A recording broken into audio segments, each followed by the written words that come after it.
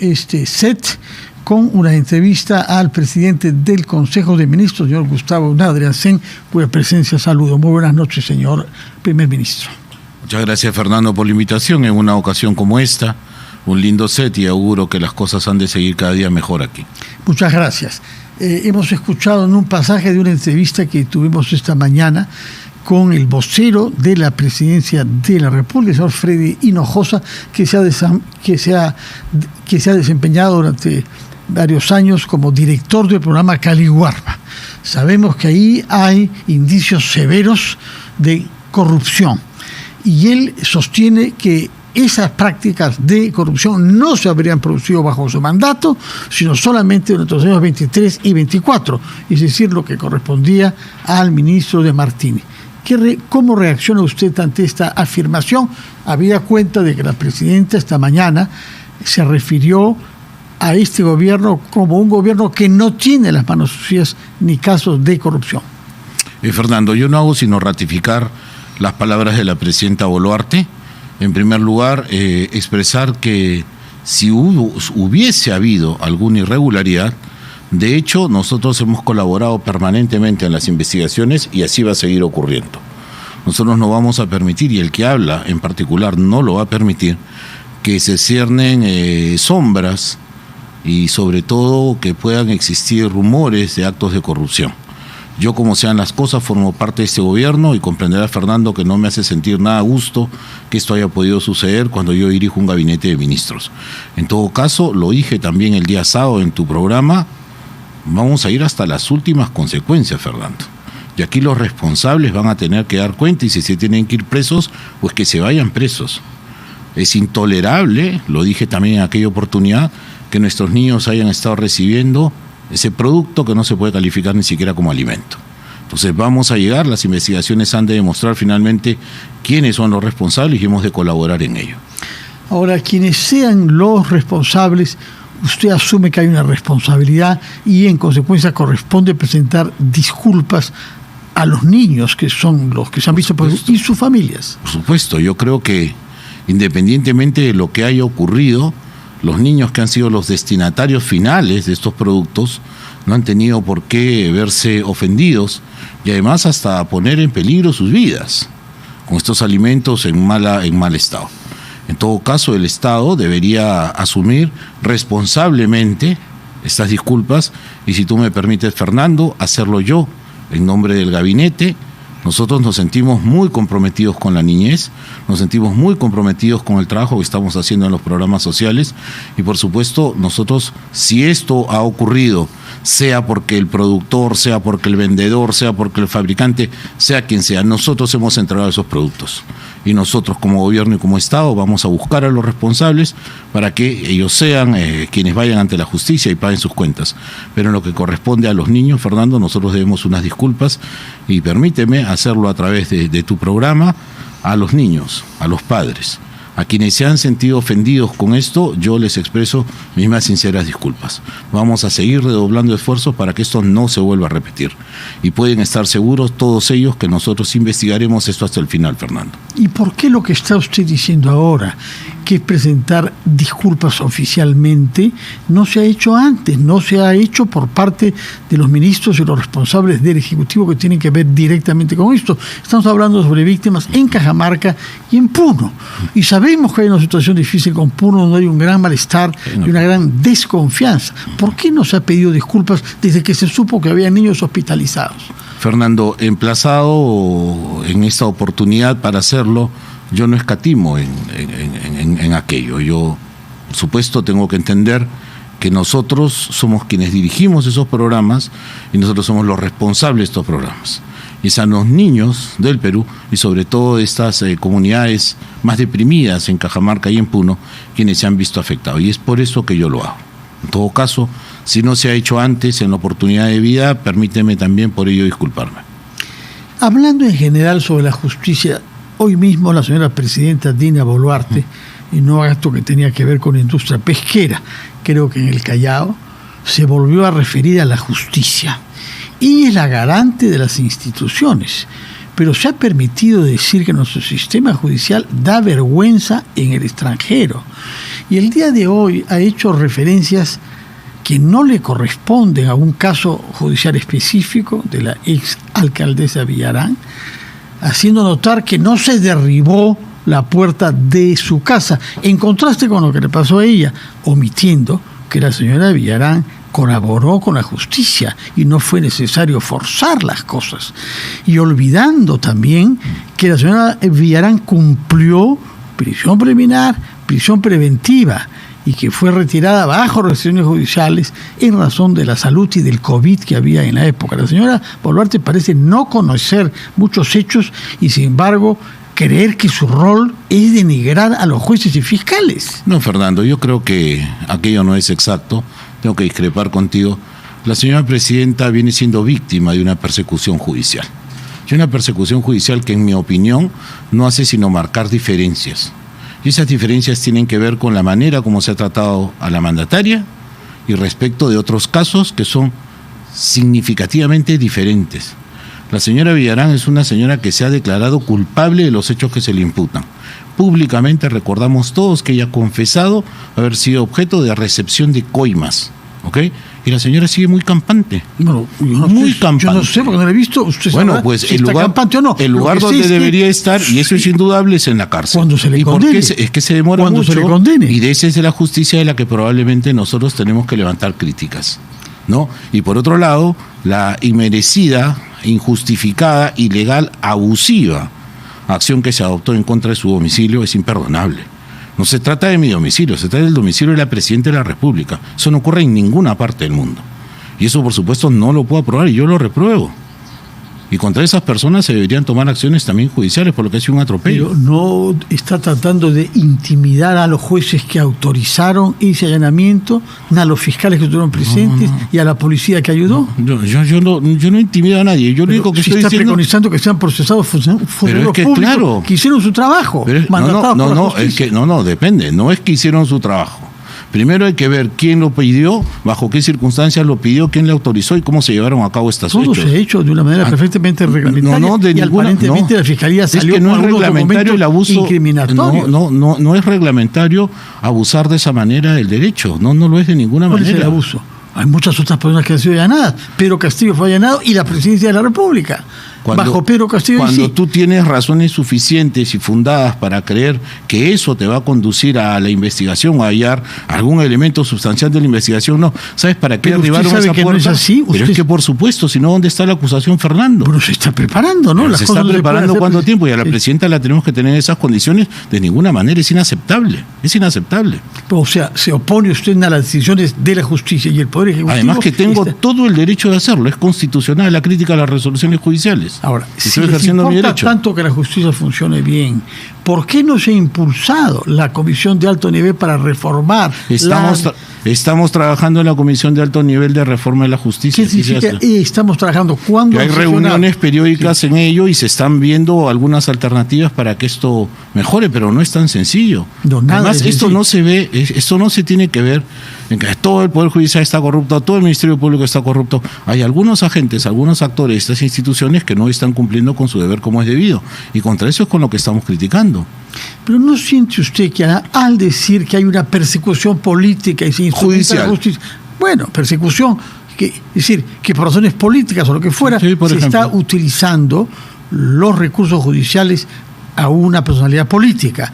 Pero es lo mismo que ha dicho Pedro Castillo, es lo mismo que ha dicho Cerrón, es lo mismo que ha dicho el señor Boluarte, que se dio a la fuga. Es decir, está convalidando usted un recurso de personas que están bajo la justicia. No digas que yo estoy convalidando eso, porque no lo hago. Me estoy refiriendo a un caso puntual que nada tiene que ver, por ejemplo, con el felón Castillo o con el perseguido por la justicia de Cerrón. Ha repetido las palabras que ha dicho. Eso es una persecución política. Pero por supuesto. No hay eso es lo que decía Pedro Castillo y lo que dice Cerrón. Pedro Castillo un golpe de Estado y Pedro Castillo está denunciado y en prisión preventiva por actos de corrupción, donde no lo hemos denunciado nosotros, lo han denunciado sus parientes, sus amigos, sus correligionarios, lo ha denunciado medio mundo. Y eso es lo que está purgando Castillo ahora mismo en prisión. ¿Dónde está la persecución política? ¿Y Cerrón? Y Cerrón está en una situación perseguido por la justicia también, tiene una orden de captura.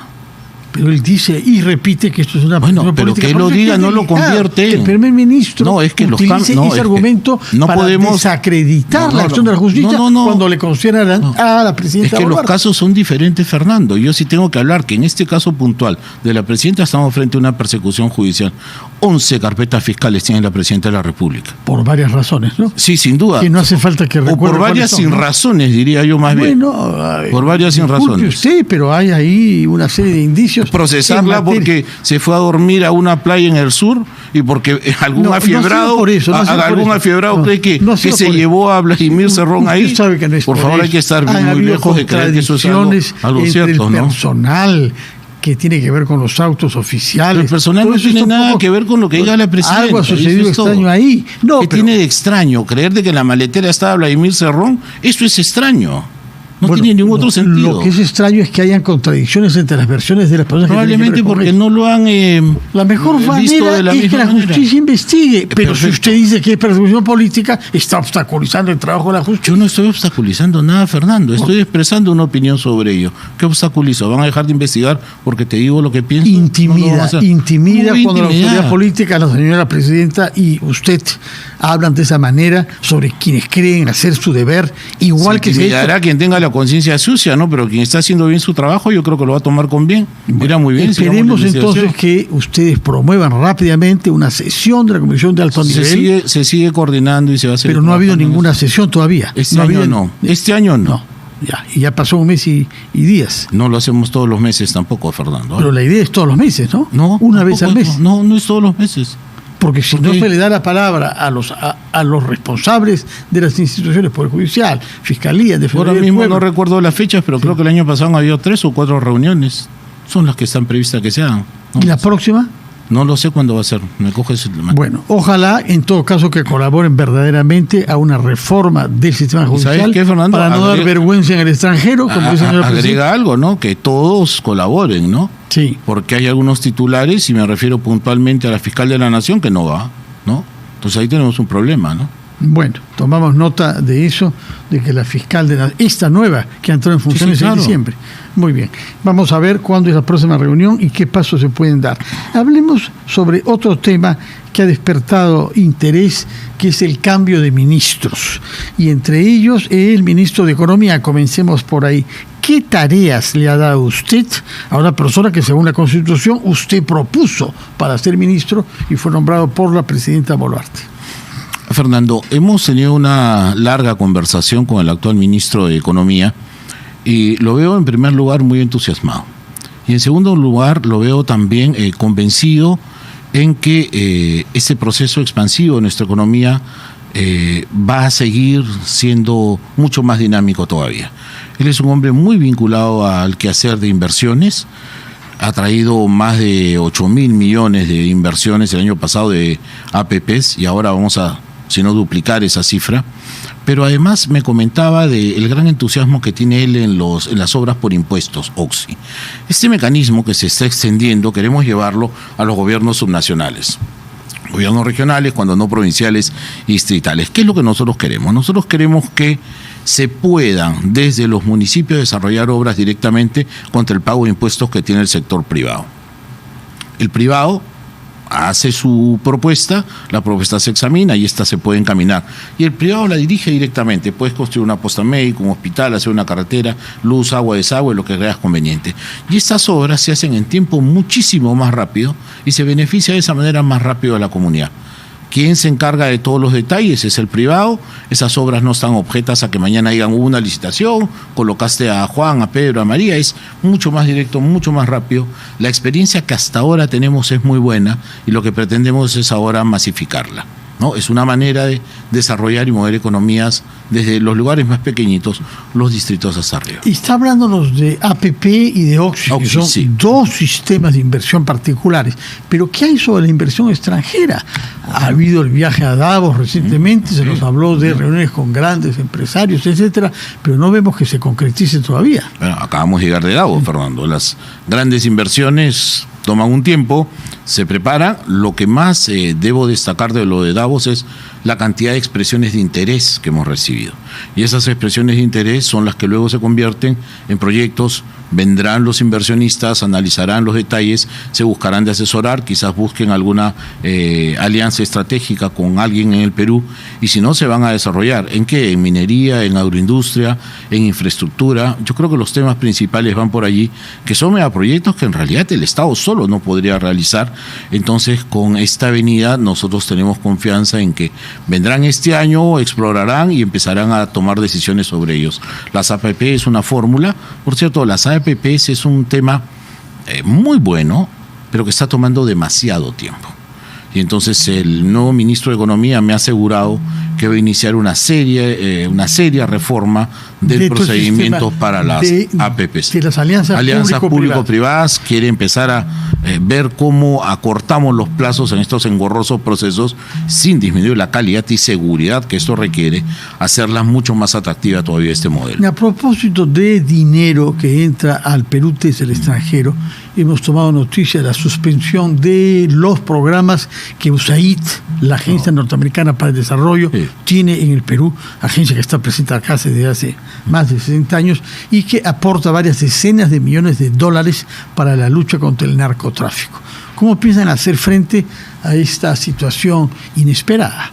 Tanto más que la ex jefa de USAID, la señora Samantha Power, estuvo el año pasado en el Perú a fines y abrió nuevas líneas de financiamiento, particularmente para la defensa de dirigentes nativos que han sido asesinados, como usted sabe, varios de ellos, ¿no? Bueno, sí. Explicar primero, Fernando, de que estas son decisiones autónomas del gobierno americano, que puede decidir en ese marco qué líneas de financiamiento y de cooperación sostiene y en qué países lo hace. Entonces, no podemos sino lamentar que ocurra, porque sí había una serie de proyectos financiados por ellos, pero el aporte, Fernando, sin menospreciarlo, por supuesto, de ninguna manera va a detener las actividades que tenemos en lucha contra el narcotráfico o, como tú has dicho, en la investigación que tenemos con los defensores del bosque y también sustitución de cultivos. Fíjate, trascendió una noticia de que el CORA no se iba a ver afectado en lo que significaba erradicación. Yo tomé contacto inmediatamente con el jefe de Devida y le pregunté cómo iba a afectar esto. Mira, nosotros ya en Devida tenemos algunos pequeños programas sobre sustitución de cultivos en el BRAE. Ya habrás visto tú, Fernando, que en el BRAE prácticamente la tarea de sustitución de cultivos se ha masificado, ya ha tomado cuerpo, ya se maneja por sí misma, la experiencia es muy positiva y no nos va a afectar de manera muy significativa. Y las hectáreas siguen creciendo en otras regiones. No, mira, te lo menciono. El 2003 fue la primera vez que quebramos la tendencia al alza. 2013 se quebró, dejó de crecer, disminuyó un poquito y este 2004 estamos esperando los resultados que serían mejores. Pero se va expandiendo. El narcotráfico es así. Fernando, cuando el narcotráfico ve presencia del Estado, ve sociedad organizada, huye de allí. Y por otro lado, en el Brain ya los suelos están cansados, ya no se produce la coca con el mismo alcaloide y están migrando al Putumayo, donde nos iremos también nosotros allí. Tenemos el reto de buscar también sustitución de cultivos ahí en el área del Putumayo. Vamos a ver cómo lo hacemos, pero lo más importante, debemos llevar presencia del Estado hasta esas localidades, ¿no? Ahora bien, respecto de las inversiones y de la delincuencia y la criminalidad, hablemos sobre eso. Usted sabe que lo que está pasando como aumento de los casos de actividades criminales desanima a los inversionistas. Poco se podrá esperar mientras las noticias sobre nuestro país sean las que son y sobre todo si la jefa de Estado se empecinan en decir que da vergüenza nuestro sistema judicial. No, insistes en lo mismo. Bueno, pero es grave oír cuando uno tiene dinero y quiere invertir, que el país a donde uno quiere invertir tiene un sistema judicial que da vergüenza. Bueno, es grave. Ahora, yo le quiero preguntar respecto del ministro del sector, cuestionado por gremios empresariales. Y tenemos datos, también entrevistamos a un responsable del Instituto Videnza, que nos ha dado la cifra de lo que los pequeños comerciantes pierden cada día en el Perú como consecuencia de la delincuencia. Y uno de los datos que da es que el robo de los celulares sigue funcionando perfectamente, porque siguen existiendo cachinas u otros lugares donde se puede comprar con toda impunidad teléfonos celulares, de la misma manera que los hay todavía en las cárceles. ¿Por qué no se encarga al nuevo jefe de OCIPTEL, que usted ha contribuido a nombrar, para que haya una lucha sin cuartel contra el uso de celulares para actividades delincuenciales, lo que lleva al robo de cantidad de celulares cada día, que nosotros escuchamos hace años que iba a ser proscrito? A ver, Fernando, el gremio empresarial, varios de los gremios empresariales, han estado hoy más temprano con la presidenta, con el ministro del Interior, con el ministro de Justicia y con el ministro de Economía, hablando de este tema. Y hoy día, por ejemplo, lo anunció, lo reitero, ya se ha dispuesto que estos gremios formen parte del CONASEC, del Consejo Nacional de Seguridad Ciudadana. Su participación y su voz es sumamente importante.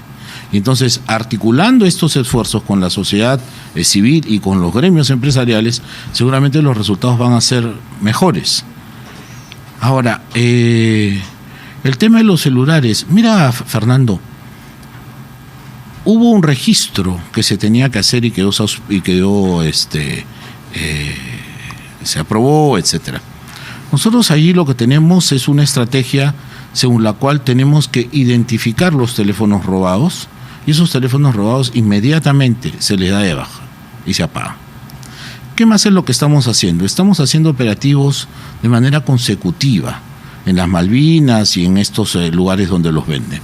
Pero Fernando, el problema es el de siempre. Nosotros tenemos que atacar también al que compra el celular. ¿Ok? Uno es el que lo roba, otro es el que vende el robado, pero otro es el que lo compra. Y nosotros estamos legislando también para atacar al que está comprando robado, al que sabe que está comprando robado. ¿Cuándo vamos a tener ese proyecto de ley? Estamos terminando de preparar esta norma, Fernando, para llevarla al Consejo de Ministros y ahí aprobarlo. Yo presumo que a más tardar la próxima semana, porque pasado mañana es consejo, a más tardar la próxima semana deberíamos tener ya este dispositivo aprobado. Y esto tiene que ver con la conciencia, Fernando, que uno tiene como ciudadano. Si estás comprando robado, tienes que saber que este mercado va a seguir creciendo. Y que está manchado de sangre, se lo ha robado a alguien. Y hemos hecho campaña de sensibilización, Fernando, para que esto no ocurra. Pero parece insuficiente. Por eso es que roban los celulares, porque hay quien los compre. Y en cuanto se refiere a todo lo que es tecnológico, desde OPSITEL también nosotros estamos trabajando hoy día con esta nueva gestión para que aquel celular que se detecte robado pueda ser inmediatamente sacado del mercado. Manifestamente no es el caso, porque si se sigue robando es porque se pueden usar. Es que porque siguen comprando, Fernando. Entonces tenemos que atacar desde diferentes frentes. Primero, persuadir a las personas que lo que están haciendo, que lo que van a hacer es un delito, para que se abstengan a hacerlo. Y por otro lado, también tenemos que redoblar nuestros esfuerzos para que esto no siga ocurriendo en estos lugares que tú has mencionado, ¿no? Acercándonos hacia el fin, un tema que ha subrayado usted es la creación de un nuevo Ministerio de Infraestructura, además de fusionar otros, entre ellos aparentemente el de la mujer con el MIDIS. Desde ya hay voces que se elevan en el Congreso para sostener que crear un ministerio toma más del tiempo que tienen ustedes por delante en el gobierno. ¿Qué responde a esos congresistas que miran con desconfianza esta iniciativa de crear un nuevo ministerio? Mira, Fernando, si yo estuviera pensando que falta 1 año y medio y que como hay muchas cosas que van a durar más de 1 año y medio, mejor ya me quedo sentado, ¿no?